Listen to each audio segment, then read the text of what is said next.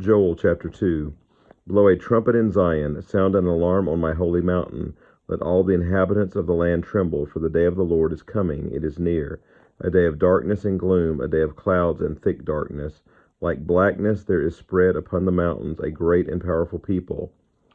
Their like has never been before, nor will be again after them, through the years of all generations. Fire devours before them, and behind them a flame burns. The land is like the Garden of Eden before them, but behind them a desolate wilderness, and nothing escapes them. Their appearance is like the appearance of horses, and like war horses they run. As with the rumbling of chariots they leap on the tops of the mountains, like the crackling of a flame of fire devouring the stubble, like a powerful army drawn up for battle. Before them people are in anguish, all faces grow pale. Like warriors they charge, like soldiers they scale the wall. They march each on his way, they do not swerve from their paths. They do not jostle one another, each marches in his path. They burst through the weapons and are not halted. They leap upon the city, they run upon the walls, they climb up into the houses. They enter through the windows like a thief. The earth quakes before them, the heavens tremble. The sun and the moon are darkened, and the stars withdraw their shining. The Lord utters his voice before his army, for his camp is exceedingly great. He who executes his word is powerful, for the day of the Lord is great and very awesome. Who can endure it? Yet even now, declares the Lord, return to me with all your heart, with fasting, with weeping and mourning, and rend your hearts and not your garments. Return to the Lord your God, for he is gracious and merciful, slow to anger and abounding in steadfast love, and he relents over disaster. Who knows whether he will not turn and relent and leave a blessing behind him, a grain offering and a drink offering for the Lord your God. Blow the trumpet in Zion, consecrate a fast, call a solemn assembly, gather the people, consecrate the congregation, assemble the elders, gather the children, even nursing infants. Let the bridegroom leave his room, and the bride her chamber. Between the vestibule and the altar, let the priests, the ministers of the Lord, weep, and say, Spare your people, O Lord, and make not your heritage a reproach, a byword among the nations.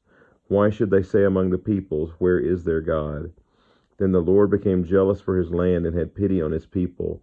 The Lord answered and said to his people, Behold, I am sending to you grain, wine, and oil, and you will be satisfied, and I will no more make you a reproach among the nations.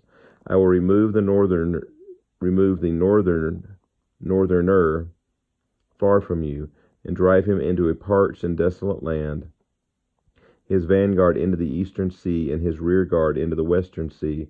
The stench and foul smell of him will rise, for he has done great things. Fear not, O land, be glad and rejoice, for the Lord has done great things. Fear not, you beasts of the field, for the pastures of the wilderness are green. The tree bears its fruit, the fig tree and the vine give their full yield. Be glad, O children of Zion, and rejoice in the Lord your God, for he has given the early rain for your vindication. He has poured down for you abundant rain, the early and the latter rain as before. The threshing floor shall be full of grain, the vats shall overflow with wine and oil. I will restore you the years that the swarming locust has eaten, the hopper, the destroyer, and the cutter, my great army which I sent among you. You shall eat in plenty and be satisfied, and praise the name of the Lord your God, who has dealt wondrously with you. And my people shall never again be put to shame. You shall know that I am in the midst of Israel, and that I am the Lord your God, and there is none else. And my people shall never again be put to shame. And it shall come to pass afterward that I will pour out my spirit on all flesh. Your sons and your daughters shall prophesy, your old men shall dream dreams, and your young men shall see visions. Even on the male and female servants, in those days I will pour out my spirit. And I will show wonders in the heavens and on the earth, blood and fire and columns of smoke. The sun shall be turned to darkness, and the moon to blood, before the great and awesome day of the Lord comes. And it shall come to pass that everyone who calls on the name of the Lord shall be saved.